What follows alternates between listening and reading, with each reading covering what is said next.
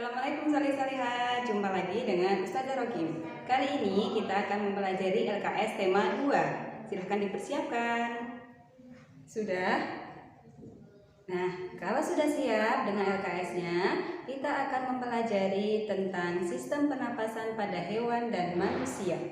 Kali ini di materi IPA tentang sistem pernapasan pada hewan dan manusia, kita akan mempelajari KD 3.2 yang mempelajari tentang sistem pernapasan pada hewan dan manusia beserta fungsinya. Tujuan dari KD 3.2 agar solih-solihat semua mengetahui alat pernapasan pada hewan dan manusia beserta fungsinya dan cara menjaga kesehatannya. Kali ini sebelum kita mempelajari tentang sistem pernapasan pada manusia, kita akan mempelajari tentang alat pernapasan pada hewan. Hewan apa saja yang akan kita pelajari? Serangga, katak, cacing tanah, ikan, burung, mamalia, dan reptil. Ya, kita bahas satu persatu.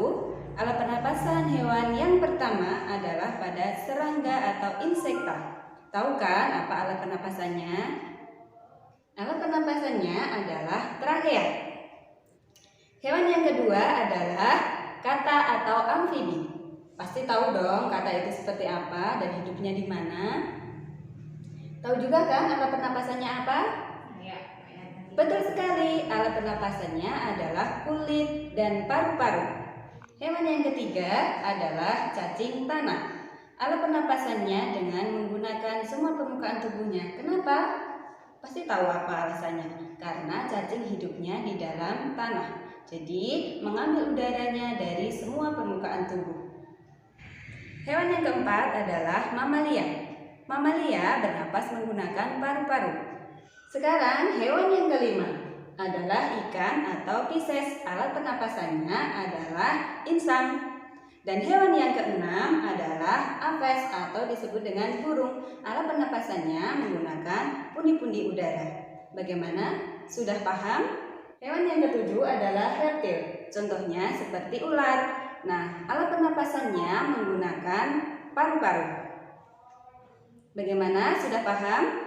Itu tadi adalah alat pernapasan pada hewan. Sekarang kita lanjutkan ke sistem pernapasan pada manusia. Sistem pernapasan pada manusia yang akan kita pelajari meliputi alat pernapasan pada manusia dan mekanisme pernapasan pada manusia.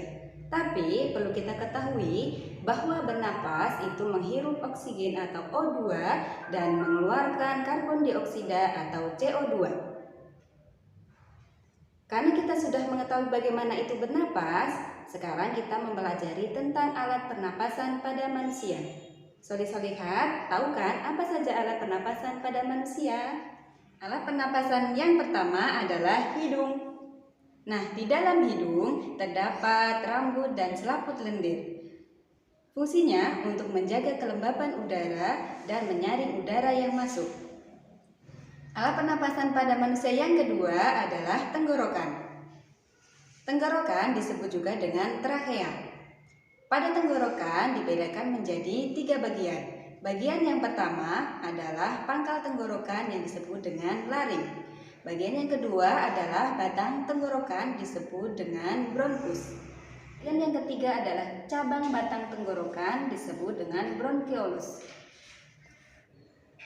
Cabang batang tenggorokan mengarah ke paru-paru. Jadi paru-paru adalah alat pernapasan yang keempat. Paru-paru pada manusia dibedakan menjadi paru-paru kanan dan paru-paru kiri. Paru-paru kanan itu memiliki 3 gelambir, sedangkan paru-paru kiri memiliki 2 gelambir. Gelambir pada paru-paru disebut juga dengan lobus. Di dalam paru-paru manusia terdapat alveolus. Apa itu alveolus? Ada yang tahu? Ya, betul sekali jawabannya. Jadi alveolus itu merupakan tempat pertukaran antara oksigen dan karbon dioksida. Solih-solihat, itu tadi adalah alat-alat pernapasan pada manusia. Sudah paham? Solih-solihat, setelah kita mempelajari tentang alat pernapasan pada manusia, kali ini kita akan melanjutkan mempelajari tentang proses pernapasan pada manusia. Proses pernapasan pada manusia meliputi 2 tahap. Yang pertama adalah inspirasi. Dan yang kedua adalah ekspirasi. Proses pernapasan inspirasi adalah proses masuknya udara ke dalam paru-paru. Sedangkan proses yang kedua adalah ekspirasi, yaitu proses pengeluaran udara dari paru-paru. Itu tadi adalah proses pernapasan pada manusia. Kita lanjutkan ke mekanisme pernapasan pada manusia. Mekanisme pernapasan pada manusia juga dibedakan menjadi dua, yaitu yang pertama adalah pernapasan dada dan yang kedua adalah pernapasan perut. Coba soli-soli praktekkan bagaimana itu pernapasan dada dan bagaimana itu pernapasan perut. Mekanisme pernapasan dada. Otot antar tulang rusuk berkontraksi, tulang rusuk terangkat, paru-paru mengembang, tekanan udara di dalam paru mengecil, dan udara luar masuk ke paru-paru. Mekanisme pernapasan perut. Diafragma berkontraksi, rongga dada terangkat, paru-paru mengembang, tekanan udara dalam paru-paru mengecil, dan akhirnya udara masuk ke paru-paru. Bagaimana? Sudah dipraktekkan? Jadi tahu kan apa itu proses pernapasan dada dan pernapasan perut? Untuk lebih jelasnya, pernapasan dada adalah dan pernapasan perut adalah. Ya, saling lihat itu tadi adalah pembahasan mengenai sistem pernapasan pada hewan dan manusia. Lihat, terus belajar di rumah dan terus semangat. Jangan lupa jaga kesehatan, selalu cuci tangan dan tetap di rumah saja. Ustazah akhiri, wassalamualaikum warahmatullahi wabarakatuh.